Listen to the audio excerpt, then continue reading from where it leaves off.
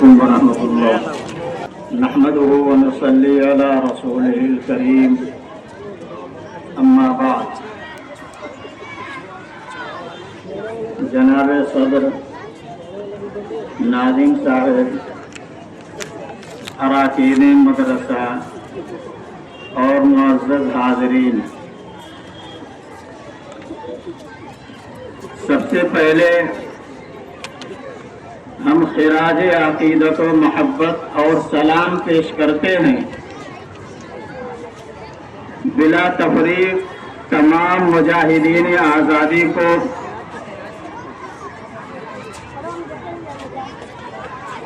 On جہانی doctor B are Ambedkar اور ان کے ساتھیوں کو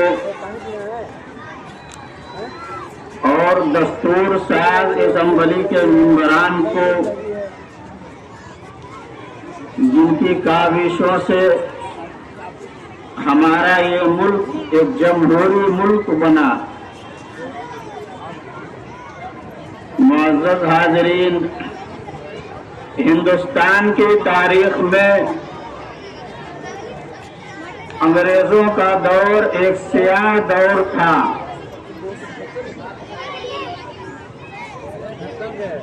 اور ایک طویل مدت تک انگریز ہم باشندگان ہند کو غلامی کی زنجیر میں جکڑے ہوئے تھے۔ تقریباً 200 سال تک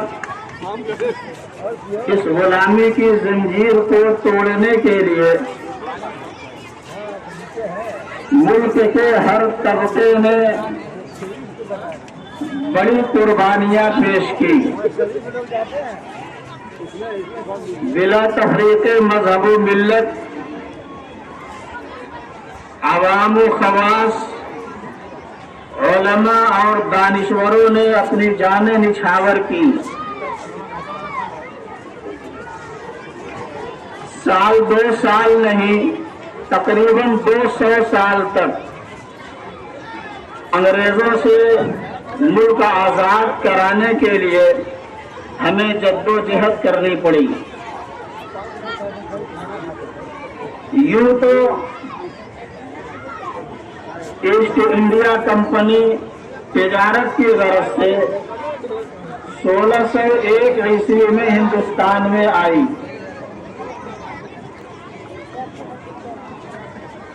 اس کی آمد تو تجارت ہی کی غرض سے ہوئی تھی،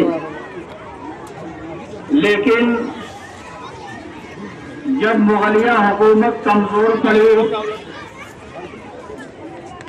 تو ہندوستان کی حکومت پر بھی ان کی للچائی ہوئی نگاہ پڑی، اور پھر انہوں نے اس کے اسباب مہیا کرنا شروع کر دیے۔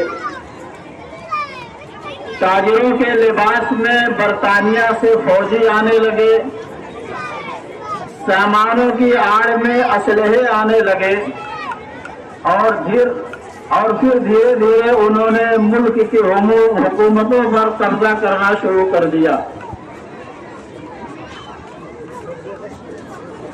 1757 عیسوی سے ان سے باقاعدہ جنگ کا آغاز ہوا، اور 1947 تک یہ سلسلہ چلتا رہا۔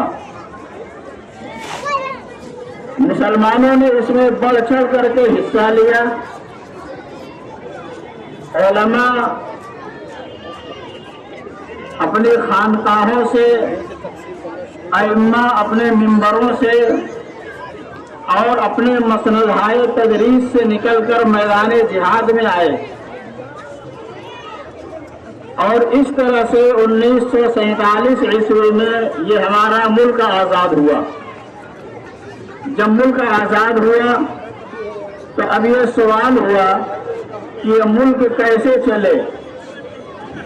ایک دستور ساز اسمبلی وجود میں آئی، جس کے کل اراکین 389 تھے، لیکن ملک تقسیم ہوا اور ممبران کی تعداد گھٹ کر 308 ہوئی۔ اس اسمبلی نے یہ طے کیا کہ اب مطلق الاعلانی اور شہنشاہیت کا دور ختم ہو گیا، اب ظلم و استبداد کی تاریکی سے ہم نکل چکے، اب آزادی اور مساوات کی روشنی میں ہمارا ملک یہ سفر طے کرے گا۔ لہذا اسمبلی میں قانون سازی کے لیے ڈاکٹر بی آر امبیڈکر کی سربراہی میں ایک 7 رکنی کمیٹی تشکیل دی۔ اس کمیٹی میں ایک مسلم نام بھی آتا ہے جنہیں ہم سر سعد اللہ کے نام سے جانتے ہیں۔ یہ بڑے ماہر قانونداں بھی تھے اور انگریزی حکومت میں آسام کے وزیر اعظم بھی تھے۔ اس 7 رکنی کمیٹی میں ڈاکٹر امبیڈکر کی سربراہی نے اپنا کام شروع کیا اور اس کے مسودے تیار کرنے شروع کر دیے۔ پہلا مسودہ پیش کیا 4 نومبر 1947 کو۔ اسمبلی نے اس کو اپنے اجلاس میں رکھا، اس میں بحث و مباحثے ہوئے، اختلافات بھی ہوئے اور تبدیلیاں بھی کی گئی۔ پھر وہ مسودہ لوٹ کر کے آیا ڈاکٹر امبیڈکر اور ان کی کمیٹی کے پاس، پھر اسمبلی میں پیش ہوا۔ اس طریقے سے 29 اگست 1947 سے لے کر کے 24 نومبر 1949 کے درمیان بار بار مسودے تیار کر کے پیش کیے جاتے رہے اور اسمبلی کے کل 166 اجلاس منعقد ہوئے، اور اس اسمبلی میں جمہوریت اور مساوات کا قانون بنوانے میں ہمارے مسلم علماء اور لیڈران کا بھی بہت نمایاں کردار رہا ہے۔ ان 308 ممبران اسمبلی میں تقریباً 35 یا اس سے زائد مسلم ممبران تھے، جن میں مولانا ابوالکلام آزاد، اس وقت کے جمعیت علماء ہند کے ناظم عمومی مولانا حفظ الرحمان سیہاروی، مولانا حسرت موہانی، رفیع احمد کلوائی، اور اس طرح سے مسلم علماء اور مسلم لیڈران کی ایک اچھی خاصی تعداد تھی۔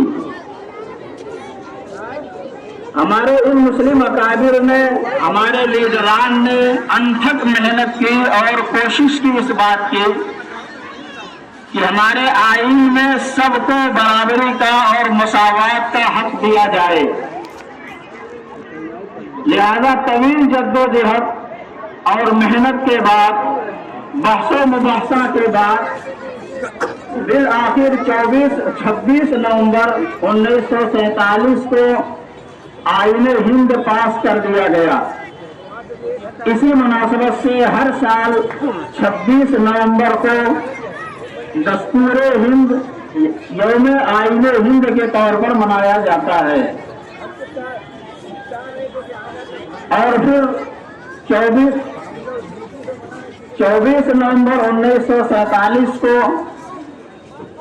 آخری مختصر سے اجلاس میں ممبران نے دستخط کیے، اور 26 جنوری 1950 عیسوی میں صبح 10:18 پر اس کے نفاذ کا اعلان کر دیا گیا۔ یہ جمہوریت جو ہم کو ملی ہے، بڑی محنت، بڑی قربانیوں کے ساتھ ملی ہے۔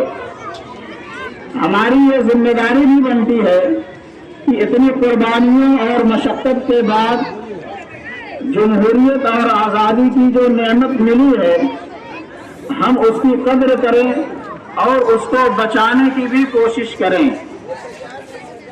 اب ایک شعر کے ساتھ میں اپنی بات کو ختم کرتا ہوں کہ وطن کی عزت و ناموس ہم لٹنے نہیں دیں گے، وطن کی عزت و ناموس ہم لٹنے نہیں دیں گے، तिरंगा शान है अपनी, कभी झुकने नहीं देंगे।